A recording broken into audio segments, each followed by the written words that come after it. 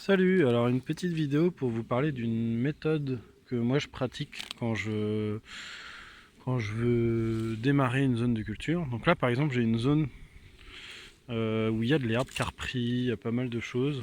Donc j'ai quelques vestiges, donc des carottes par exemple, qui n'ont pas très bien marché l'année dernière et qui sont toujours là. Donc que je vais laisser grandir. Là j'ai aussi par exemple de la blette. Mais j'ai toute cette zone là devant, c'est un peu le bordel. Donc je vais essayer de nettoyer ça pour planter des échalotes.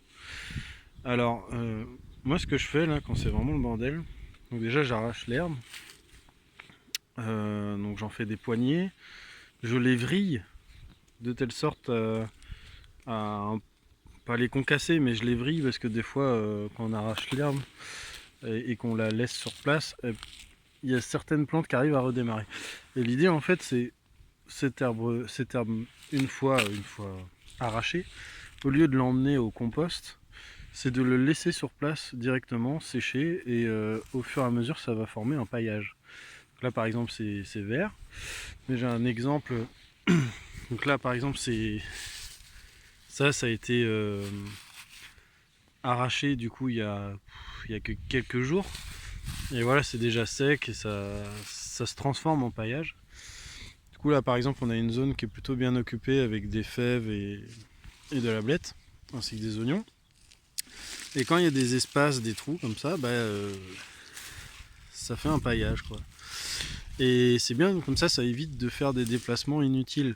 C'est-à-dire que dans tous les cas on a besoin de pailler certaines zones. Au lieu d'aller chercher de la paille loin et d'emmener tous les déchets verts au compost, autant juste le broyer sur place et le mettre à l'endroit. Donc ce que je fais c'est que par exemple là si j'ai pas besoin de faire un paillage ici puisque ça va être des petits semis, je l'arrache, je le broie et je le pose à côté. Et plus tard, quand je nettoierai cette zone-là, parce qu'il y a forcément des petites choses qui vont repousser, et que j'en aurai besoin de ce côté-là, et ben je pourrais transférer, ainsi de suite. Et l'idée, c'est d'éviter vraiment des déplacements inutiles. Donc là, en l'occurrence, je vais tout enlever ça, je vais le mettre de ce côté-là, ou entre l'autre culture d'à côté, histoire d'avoir une petite séparation. Voilà. Et donc ça, là, moi, après, je vais faire des cultures, mais dans le cas où je voudrais laisser reposer un peu cette zone-là, je pourrais très bien juste arracher, laisser sur place, ensuite rajouter par exemple du crottin ou du compost, et remettre un autre paillage genre type foin ou paille, laisser reposer quelques mois, puis par la suite faire des cultures plus tard. Donc tout est possible, mais l'idée c'est d'à la fois nettoyer et d'enrichir ses sols, ou de couvrir ses sols si besoin. Voilà, donc je sais pas si c'est vraiment une technique, mais en tout cas c'est ce que j'essaye d'appliquer. Voilà, voilou, à plus.